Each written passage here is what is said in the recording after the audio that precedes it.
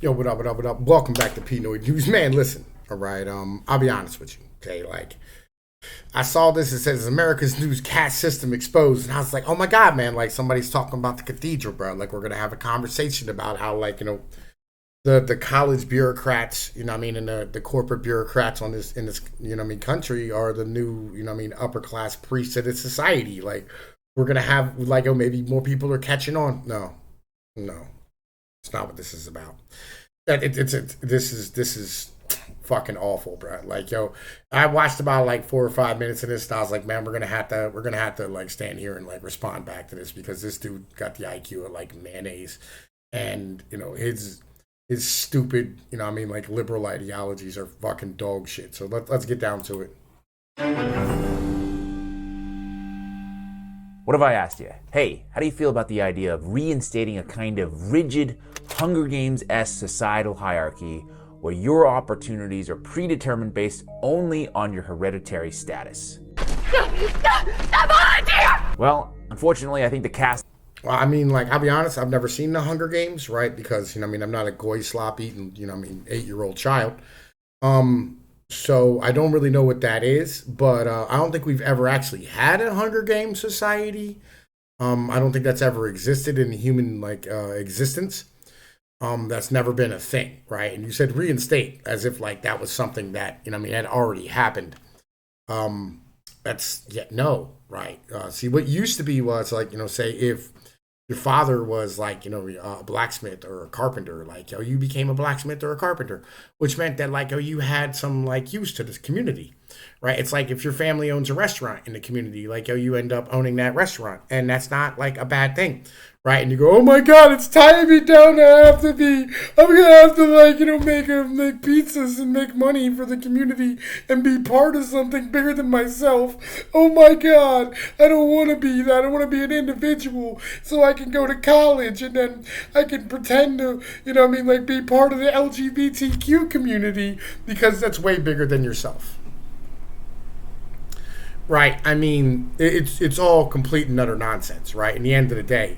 And like the vast majority of people, like once like they get past the age of like 25 and like they end up losing that liberal indoctrination in the back of their brain, they go, man, I wish I could be back in like the old neck of the woods, just living my life and enjoying myself and being calm and not having to be around all these people who I wouldn't talk to if my head was on fire and they held the monopoly on water. But all right, let's keep going, bro. Let's keep going. The system is officially back, codified vis-a-vis a series of carefully crafted pieces of legislation marketed to you, the public, as pro-freedom, pro-choice, pro-opportunity, but are actually designed to do the exact opposite, which is to permanently codify the status of the rich and powerful and make upward or downward mobility challenging or nearly impossible. Let's start with a little bit of context. While the US does not have a formalized caste system like those historically found in other societies such as India, elements of societal hierarchies and structures that mirror certain aspects of caste systems did and some still do exist. The most obvious historical example is, of course, slavery. Slaves were legally considered property from birth, and the legal system restricted their rights, mobility, and opportunities, effectively creating a caste-like division. Let's be perfectly honest here, and I apologize. You can hear my washer in the background, bro. Like I'm trying to wash my pillows up right now. Let's be perfectly real here about this. All right, this is highly important for everybody to understand. Like legitimately, slavery hasn't existed since 1860. It is currently 2023. Y'all need to fucking stop. This is some dumbass nonsense. Keep calling back this shit that happened a very, very long time ago is fucking dumb. Number one. But number two, and when I do it, like I'm the reason why I do it is because like I go like, yo, culture is a problem, right? You know what I mean? Like I stay here and I go like, yo, this happened because of this, right? What you're doing is you're trying to claim that there's a caste system in America, right, because of slavery, right? And that's not like a true thing in any way, shape, or form. There's a caste system in America because of like, the bureaucracy that exists. Because we've turned the government into God, and it's fucking bureaucrats and like corporate bureaucrats are now the priests. Big fucking difference. Let's keep rocking. division between enslaved individuals and free citizens. Following the abolition of slavery, Jim Crow laws enforced a system of racial apartheid and resulted in separate and unequal treatment of African Americans, limiting their access to things like education and like, you can stand here and say this, but let's be honest here. They had better communities, better business owners, or they had, better family structures, better businesses, better communities, and they were in much better shape during Jim Crow than they are right now. Do you really want to have that conversation in the end of the day? Because, segregation was actually, probably the best thing you could have done for black people. And if you think about it in an economic aspect, what you did was you greenhouse black businesses so that they didn't have to compete on the world stage, which allowed them to be able to grow. And you took away, the greenhouse way too fucking early. And really, we didn't really have that mentality. Everybody was just screaming about it being fucking racist or screaming about the race thing. But the truth is, that might have been probably the best thing you could have done. In the end of the day. But let's keep going though. Employment, housing, and public facilities. Another often overlooked example that reinforces caste-like dynamics includes simply parental disapproval or even threatening disinheritance when their kids desire to marry someone from a different socioeconomic background, a la the movie The Notebook. This is how you build generational wealth, right? Is that you go, hey, look, I want you to stand here and make a proper decision so that you don't end up ruining, all the things that I work for, your grandfather worked for, your great grandfather worked for, right? And you maintain your fucking hereditary, your heredity, your motherfucking family name, your family wealth, all the stuff that goes with these type of things. I don't understand.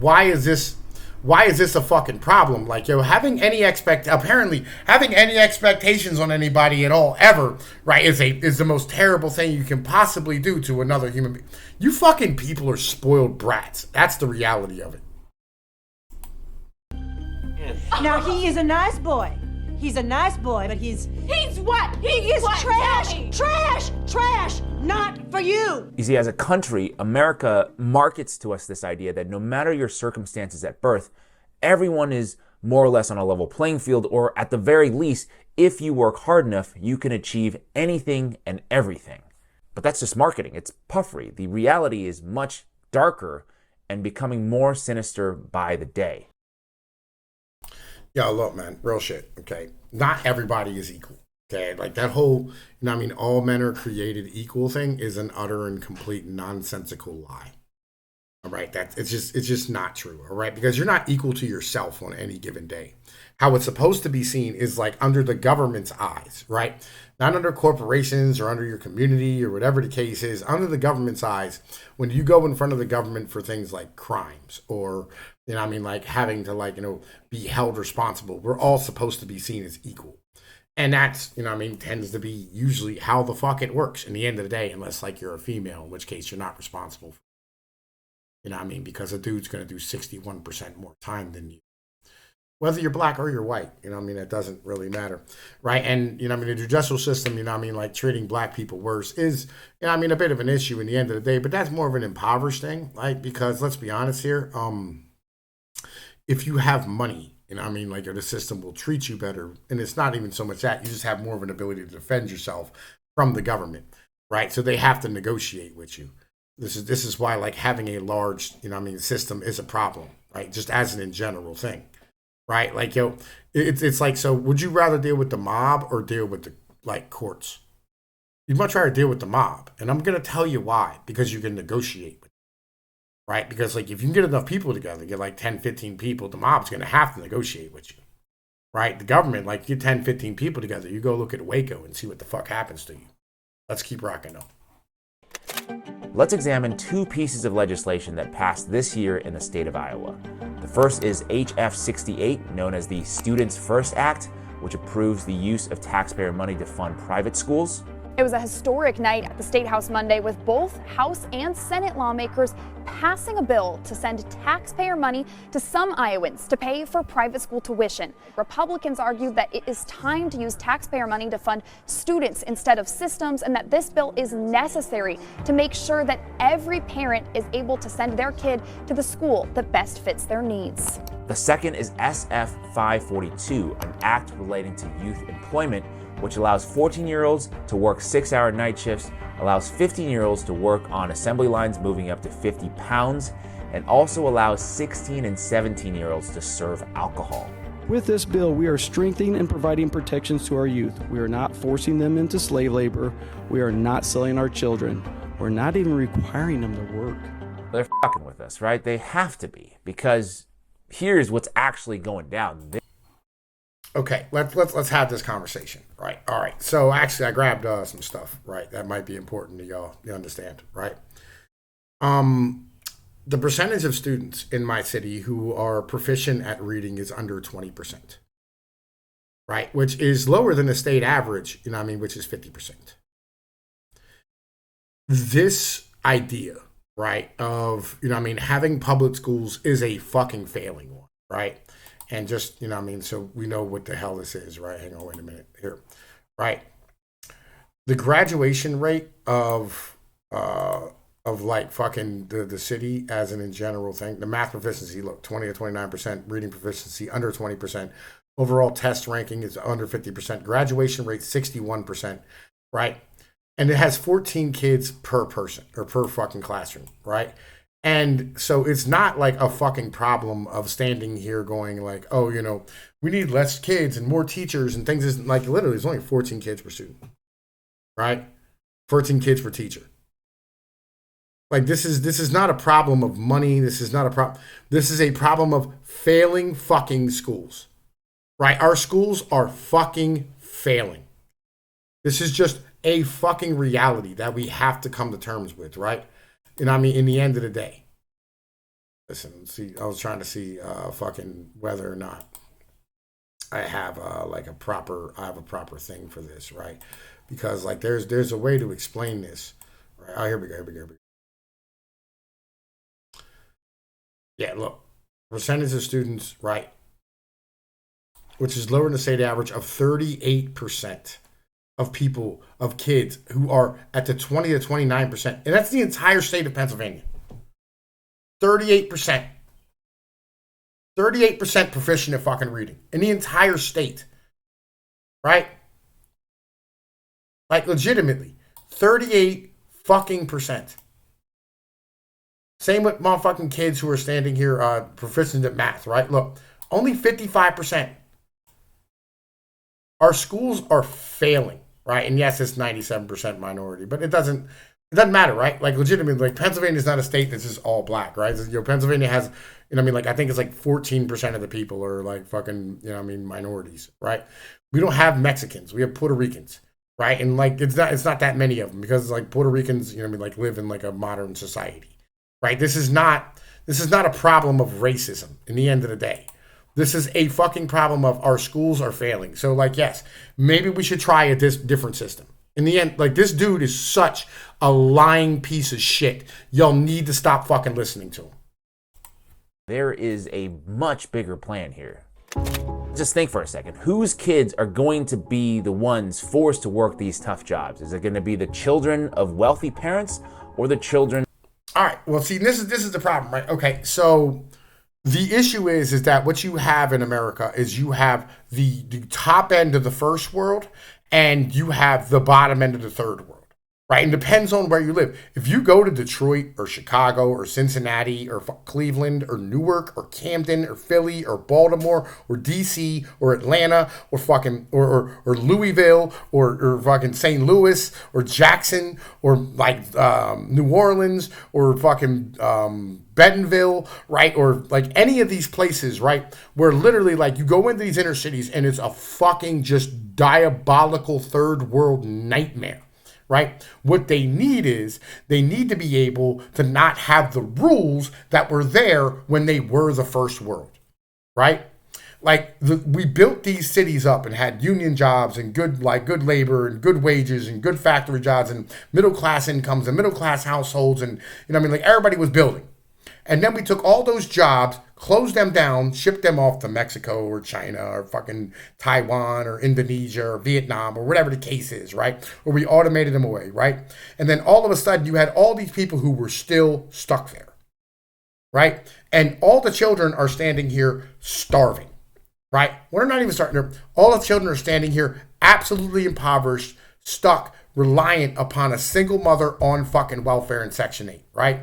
And all these kids, they end up having fathers around them, right? Or these fathers in the neighborhoods who are being hunted by the police for these fucking child support charges to pay back the welfare that the fucking government gave them because we don't want to pay for like the cost of what we did, right? We don't want to pay the societal cost. We don't want to pay the economic cost of what we did in our economic and societal policies, right? And then these fathers end up selling drugs because you know what, man? Listen, like you're going in and out of jail constantly because there's no jobs again because you ship them all the fuck off. It's a fucking food desert. And all the kids, they see the fucking fathers in the neighborhood doing the same thing that they doing, you know, dealing drugs and being all ridiculous and doing all this shit, right? And the kids emulate them and the kids want to go to work, right? Like literally, like there's tons of rappers out. Like there's a line from Joel Ortiz. He said, "Listen, he said God made dirt, dirt don't hurt. Bullshit. Really, what you want to do is throw that out and go to work, but you can't because you know what? Then you have to go get a work permit. You got to go to school. And you got to keep your grades up. You got to do all this retarded ass nonsense, right? When in reality, like I just want to go earn money so that I'm not fucking worrying about shit anymore, right? So that I can take care of myself because you know what? Mom Dukes is not handling it. Mom Dukes is taking my money and spending it on fucking nails and, you know what I mean, fucking alcohol and weed and, you know what I mean, she's fucking every dude in the goddamn neighborhood and shit, right? And this is the reality of living in the hood. And all these little dudes is like, bro, I'd like to just get a job and be able to like go handle my own business. So I'm okay, right? Because everybody can at 14, 15 years old. Because sometimes if you're in a school where you have 20% of the fucking people are proficient at math, right? Like this is the reality. Like you have a fucking place where 20% of the people who you're around are proficient at fucking math. What is the point of fucking school? College isn't going to help you. More education is not the fucking answer. All right, when education is already failing, like yo, education is not the answer. The answer is to stop restricting them from being able to go and take care of themselves. This is the problem, right? And again, when you're building family and generational wealth, right? Like I had my ex-wife like left my son with me and just like never came back, right? And I'd have my son, you know what I mean? Like I'd work at a pizza shop across the street, you know what I mean? When I was like I laid off or whatever and had an extra job, my son would come over and he'd hang out and he'd wipe tables and shit, right? Like, why? Because he wanted to help dad and he wanted to help provide for himself. He's like, this is what you do in a family. This is the fucking problem, is that you suburbanite fucks, right, who were raised by parents who had their shit together, right, don't understand what it's like to not have shit. Jesus Christ. Of working class parents. Of course, it's going to be the kids that have to work construction instead of going. You are not working class. This is how it operates. You're like, I was fucking 6, 7 years old carrying buckets for my dad doing construction. Why? Because the faster he got done, the faster he could come home, the faster he could spend time with us. This is reality. Because you want to be that person. You want to fucking work. You want to earn money. And guess what? Pops will pay you. Right? And what do? You're able to go buy a milkshake, and you go buy shoes, you go buy your fucking, you know what I mean, a new video game, whatever the case is. Right? Like you can have the things you want because you work. To school, or work night shifts in a factory, or have to do day labor to provide for their family. They're not the kids working at some local flower shop or interning at a law firm. Why would you intern at a law firm at 13? Who says... I've never worked at a law firm. Like, what are you talking about? Do you understand that 60% of the people in this country don't work in an office? Like, what is with this goddamn Asian piece of shit? Shut the fuck up. It's true that more than a third of teenagers across the US worked summer jobs in 2021, but serving ice cream isn't exactly the same as working. Building, again, like, I did all this when I was younger. Like, yo, I'm not that, I'm 40, right? I'm getting old. It is what it is, right? But legitimately, like, this is what you do, that you learn skills, right? And that skill of learning how to swing a hammer and how to fucking, like, carry shit and how to fucking stack shit and how to break down a building, how to fucking stand here and build stuff up. These are skills that you take with you the rest of your life, and you can always rely upon if things go sideways in your fucking employment. Why are you doing this? You build muscle. You build like fucking, what's the thing I'm looking for here? Connections, right? With local people. What are you talking about? In building demolition. So why would lawmakers put kids who are just finishing middle school into such dangerous situations? Again, it's not dangerous. You see, this is a problem, right? You think like building demolition is like the same, like you see like a skyscraper falling down, and you think that's building demolition in the same way that, like, going and like breaking down a shed is. They're two different things, right? And like when you're talking about demoing a house, what you're doing is you're basically just ripping out the drywall or like the horsehair plaster, right? These type of things, pulling the slats off, right? Putting them in a buckets, and then like carrying them outside and dumping them in a dumpster, right? These are great jobs for a kid to have. Like, it builds horsepower, it builds discipline, it builds character, it builds skill, right? Like, these are great things for human beings to have. It's literally like, so when you go to play football, the reason why, like, they make you do all these fucking push-ups and shit and exercises is so that, like, you're strong enough to do shit later, right? And look at this weak-built, frail motherfucker, right? Like, look at this skinny shoulder having no muscle, like, pale skin. You've never been outside in the sunlight. You don't get to dictate how the rest of us live. Here's what Rep. Deo, the House sponsor of the bill, says. Right now, kids can be out till 10 o'clock if they're out for a sport or a school activity. And so why are they not able to work until, say, for example, 9 o'clock? Once again, whose kids are playing sports and whose kids are working factory jobs? I will tell you, according to the latest U.S. Census, children in poverty are less likely to participate in sports, gifted programs, and other extracurricular.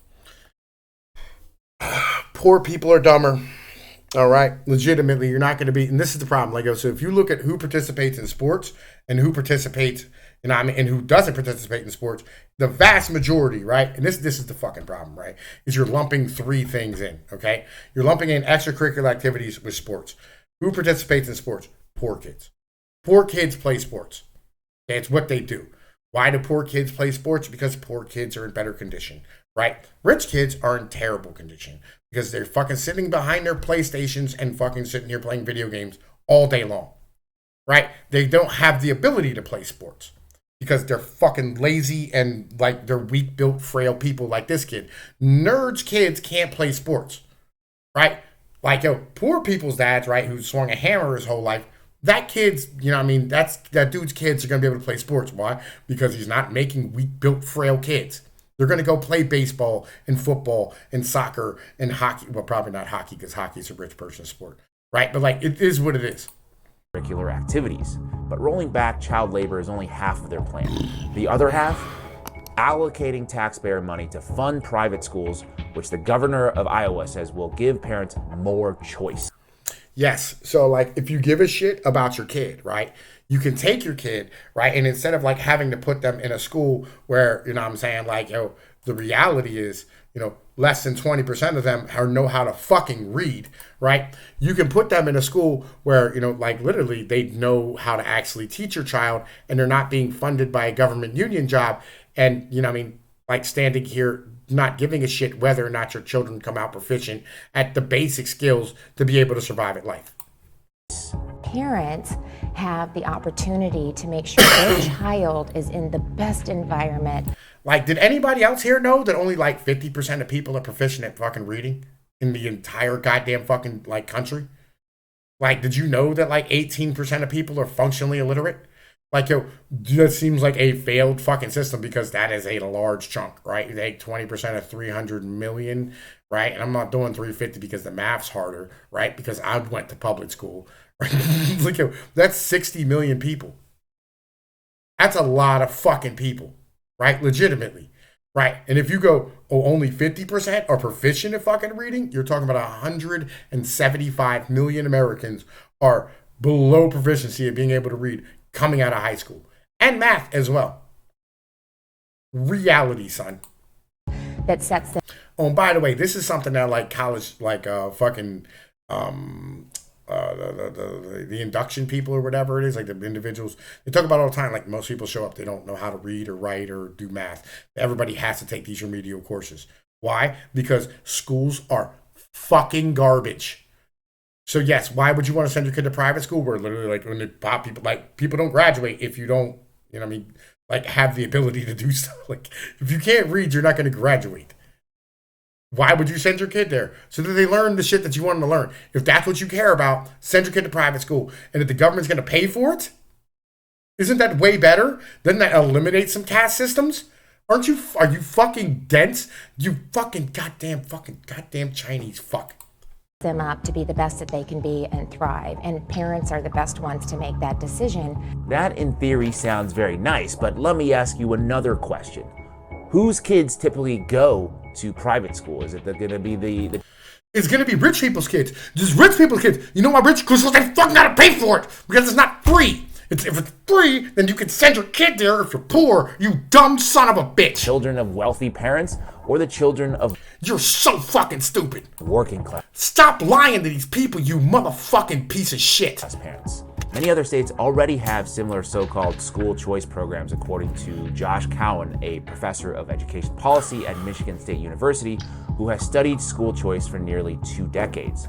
According to his research, the group that benefits the most from such programs are existing private school students. Looking at data from other states that have implemented similar programs, in Arizona, 80% of...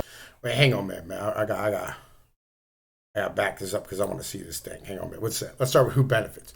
Small pilot voucher programs with income limits have been around since the early 1990s, but over the last decade, they've expanded to larger statewide initiatives with few, if any, income eligibility requirements. Florida just passed its version of such a universal voucher program. More than 75% of initial voucher applicants had never been in public school, either because they were new kindergartners already in private school before getting a voucher. Yeah, man, listen, again, if you're already in private school and they offer you somebody who's going to fucking pay for it, of course, right? Of course, right? Legitimately, of fucking course. Problem is there's not enough private schools. We need more private schools. We need to get rid of the public education system because it's fucking trash, in case you didn't fucking notice. Let's keep going. Private school students. Looking at data from other states that have implemented similar programs, in Arizona, 80% of applications are from children who have never attended a public school. And yeah, because they're trying to stand here, like if the government's going to pay for things, right, that you're already doing, you apply for it, right? It's like if you're building a house and the government goes, hey, man, we're paying for people to build houses. Fucking apply for that right now. Like, if I can get this bitch for free. Like, what is wrong with you? Like, yeah, like, yo, you know who, like 100% of people, right, who took electric car fucking, the electric car fucking voucher, 100% of those people have an electric car. You know, I mean, that tends to be how that works, because if you have a gas car, you're not able to apply for the electric car voucher. You know, I mean, it's just how it works. New Hampshire, 89% have never attended a public school. In Wisconsin, 75% have never attended a public school. In state after state, doesn't matter the size, the vast majority of these kids were never in public schools to begin with. Kathy Hoffman, the former Arizona superintendent of public instruction, likened the program to, quote, a taxpayer-funded coupon for the wealthy. In addition, Cowan called into question the rhetoric around opportunities. Yo, just put $100,000 like or $200,000 income limit on it, right? I'd say $100,000, but let's be honest, $100,000 is not a lot of money nowadays, right? Like put a $200,000 income limit on it, right? Legitimately, like it isn't that difficult, right? Like you just don't give people money if they're already rich. Like this is really easy to do. Why is this a fucking thing? Like you'll just.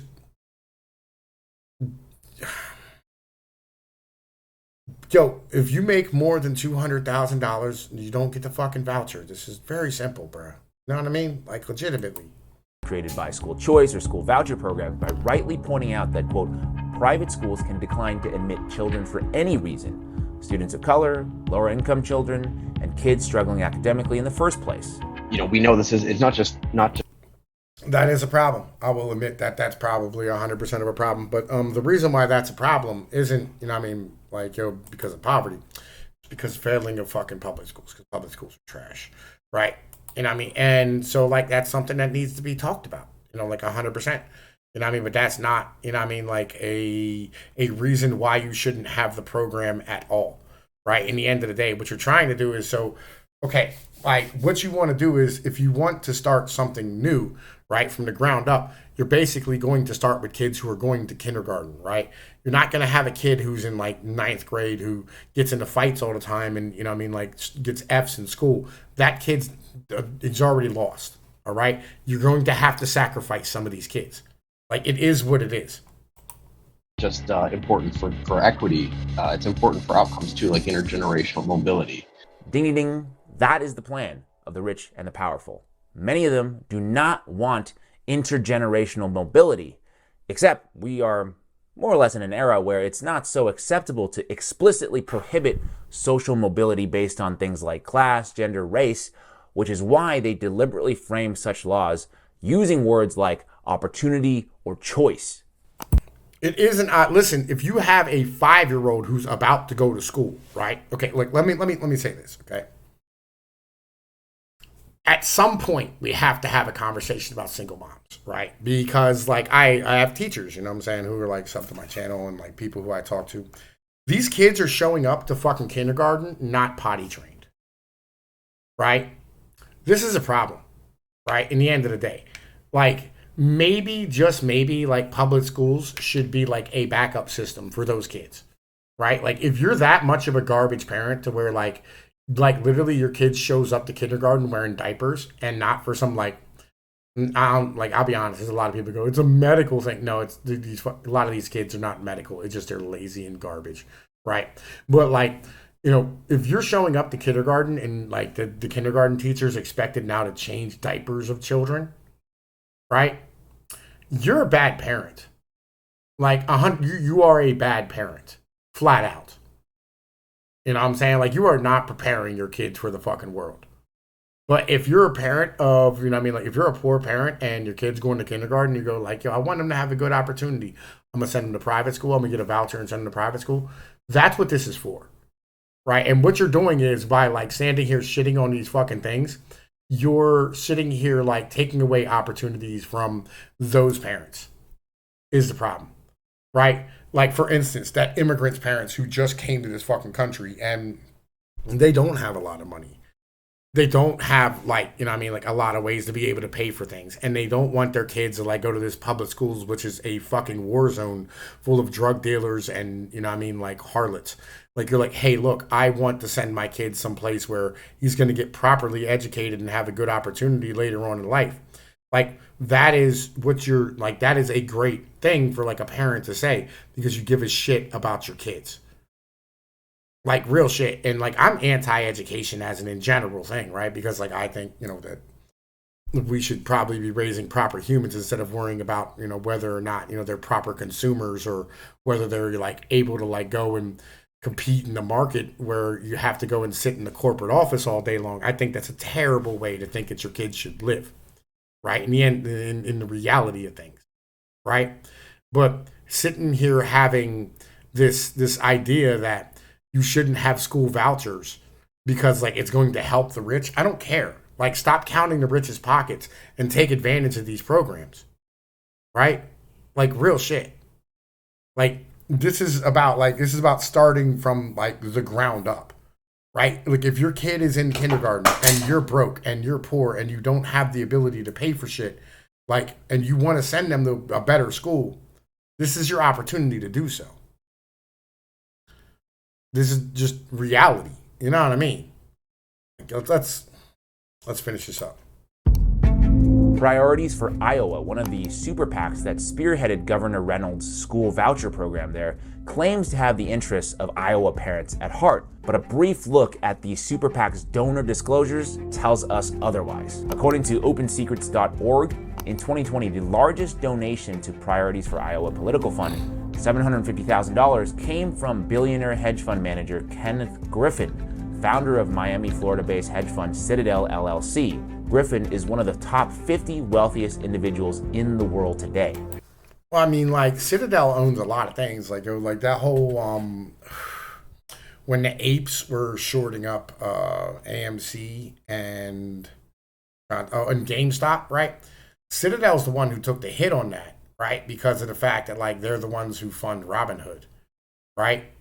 Like, you gave $750,000 to, like, stand here and have, like, public choice in schools. That's a positive thing, bro. Like, why are you whining? Similarly, the largest donation of the 2022 election cycle came from Dennis Hayden, the managing partner at Oak Hill Capital, a New York private equity firm. Make no mistake, in today's example, the rolling back of child labor laws, the funding of private schools with public money, they, meaning the rich and the powerful, their plan, which is being implemented across this country, one state at a time, is to put your kids to work, take the taxes that they pay and you pay, and use it to fund their own kids' education. It is. No, like, seriously, that's a good look for you, bro. That's 100% a great look for you. Piece of shit. Anyway, right? Yeah, look, man, this guy's a piece of garbage, and we need to stop listening to him. Like, this, like, I don't even know what type of propaganda he's fucking pushing. I don't even know, like, why he would think this way. This is the dumbest shit I've ever heard in my entire life. Like, this, what is you, like? Is your parents like part of the teachers union or some shit? Do you get teachers union money to make this video? I'd like to know, like, how much of the teachers union did they fund this fucking video for you? Like, real shit. Like, cause I ain't see a single motherfucking advertisement on this bitch. Yo, look, I'm Tom Pease of Pnoid News. Y'all know the deal. Like, share, and subscribe. I'm up out of here.